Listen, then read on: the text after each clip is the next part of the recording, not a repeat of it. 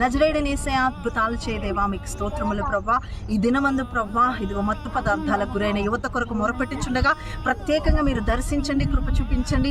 సంతుష్టి కాని ఆహారం కొరకు వారు ఎలా రూకలు చెల్లించుచున్నారని మీ వాక్యం సెలవిస్తుంది తండ్రి.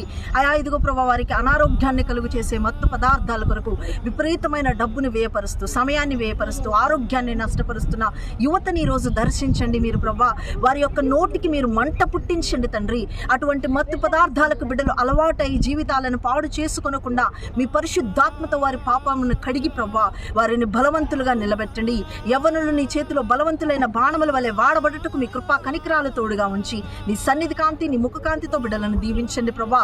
ప్రతి విధమైన పరిస్థితుల నుండి వారిని విడిపించండి. వారు ఏ పరిస్థితుల్లో అయితే బిడ్డలు ఎడిక్ట్ అయ్యారో ఆ ఎడిక్షన్ నుంచి యేసు రక్తములో విడుదల వారికి కలుగ చేసి ధైర్యమును, ఆయా కుటుంబంలో ఘనతను, గౌరవమును, బిడ్డల యొక్క బాధ్యతలను వారికి గుర్తు చేసి తెలియజేసి నడిపించమని యేసుక్రీస్తు నామములో ప్రార్థిస్తున్నాము తండ్రి. ఆమేన్.